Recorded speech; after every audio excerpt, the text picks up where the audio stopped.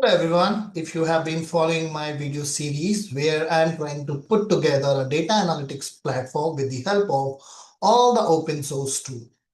And I build this in a Django and I'm trying to create this data analytics platform so that any non-technical person can use it, along with it can help all the developers, data engineers, data scientists, or data analysts to not spend even a single penny when you are actually in a development phase.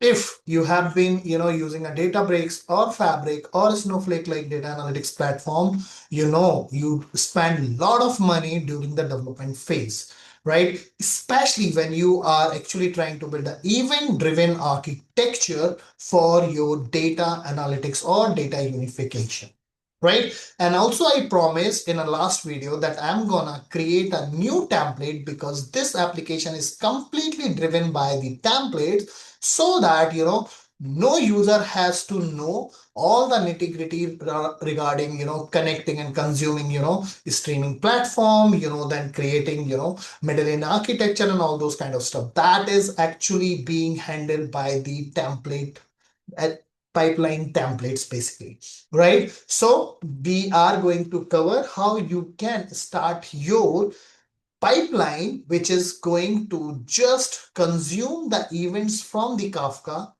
do the aggregation with the help of a Flink stream processor. Then aggregated data will be consumed by the Druid in a most optimized and efficient way with the large volume of data which we are getting.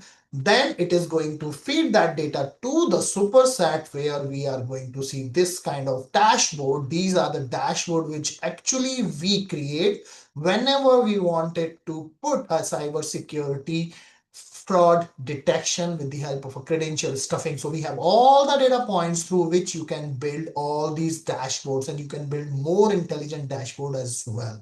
And in today's video, we're going to cover all these along with how much money you will be spending if you will be using Databricks, Fabric, Snowflake like a platform, right? I was doing a little bit of research and then I figured it out on a perplexity. This is what it says, right? It's an average estimated hourly cost is somewhere between $10 to $30.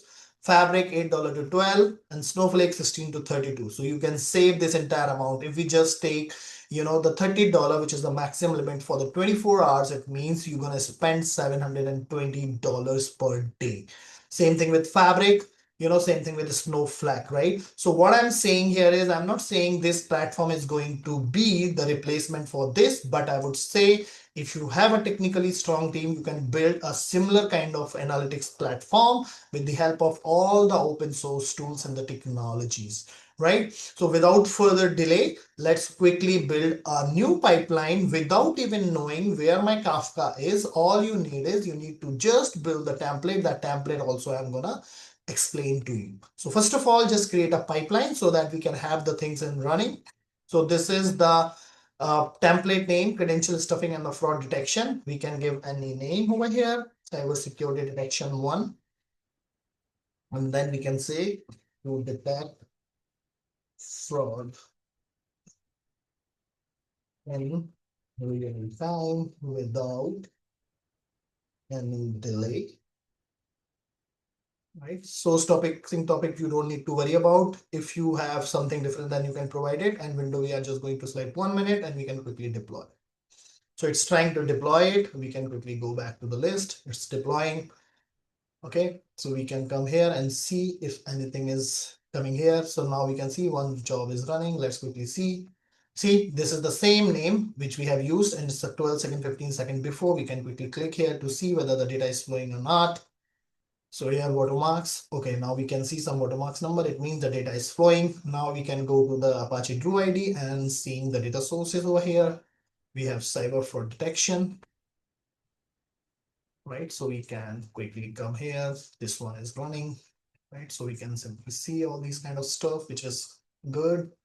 You can see the task as well in running state, cyber fraud detection, it's in a running state. We can just see the segment, whether the data is flowing or not. Started flowing, we can see number of rows 94. And then we can just go to the superset and just refresh it to see the real-time data over here. Okay, so now we can see all those 10 attacking IPs, and which we can simply verify how many attempts failed and how many total was attempted. So this source IP seems to be failing most of the attempt. It means this is kind of a fraud because this cannot happen. Again, we have this Canada, so there are a lot of IPs which are keep attempting it. We can just capture that what kind of sources are being used, whether it's a Python based course, curl, Mozilla, so what browser is being used. There is botnet related information as well. We can just quickly keep refreshing it and see if the data is coming out. So you can just build all these information. Most targeted accounts, you can see which user ID or email ID is being used. We can see the attack volume in the last hour. So we can just build any kind of a dashboard which we want, right? It's just that what kind of events you are having in your Kafka topic, and accordingly you can just build the template. So let me quickly walk you through with the template code so that you can understand, right? So let's quickly go to the cybersecurity one. So this is the credential stuff, and this is where the name is. This name is actually being in a drop down list, and here you can see the topic name. The input topic name is a security events, and then we have a security alerts. We can quickly check as well because I'm just manipulating this data with the Kafka producer which we have for security. We can quickly see over here what kind of information we are feeding in. So we are just having a different categories here in this producer. So we are having a generate normal login events with some user IDs, user agent, events. Then we have a credential stuffing a tag which we are just simulating, and this information in real time you're gonna get it for your website, for your web application.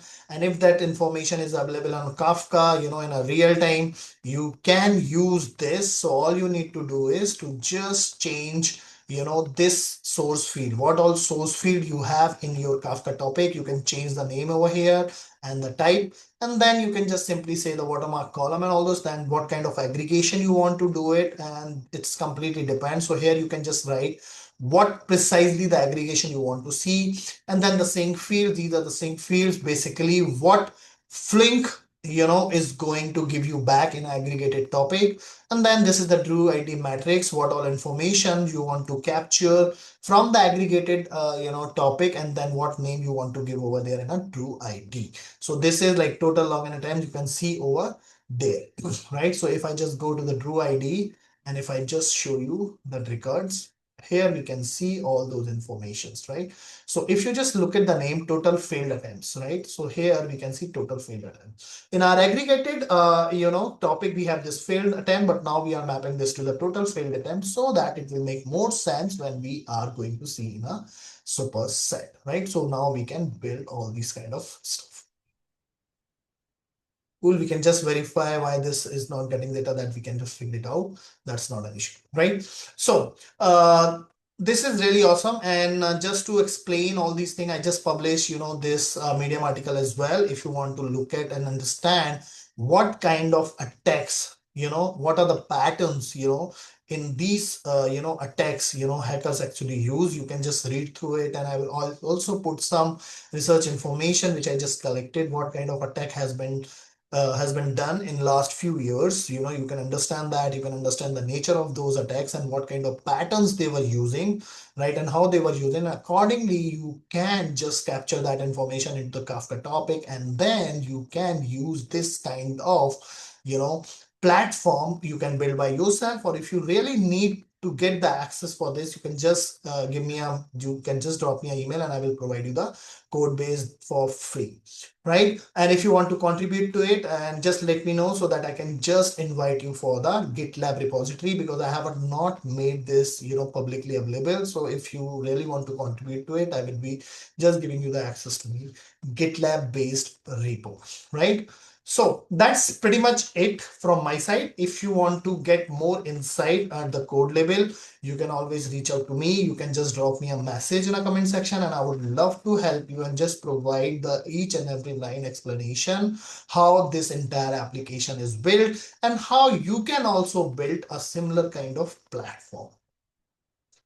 Thanks for watching this, and if you really enjoyed this video, please give a thumbs up, and if you haven't subscribed for my channel, please subscribe for my channel as well, because I will be keep giving you lot of different ideas to build such a intelligent system with the help of open source tools, so that you don't have to pay a very heavy amount in the beginning, but once you are comfortable and confident enough to just handle these kind of a platform by paying as you use, then it would be very optimized way or the method for you to control it. Otherwise, you will observe the moment you just take the subscription, then you will be ending up with spending a lot of money, right? So I would always suggest, whenever whatever the platform you want to use, try to understand the building blocks of that and try to see if you can build something with the help of an open source tool, and just get the sense, make your understanding more stronger,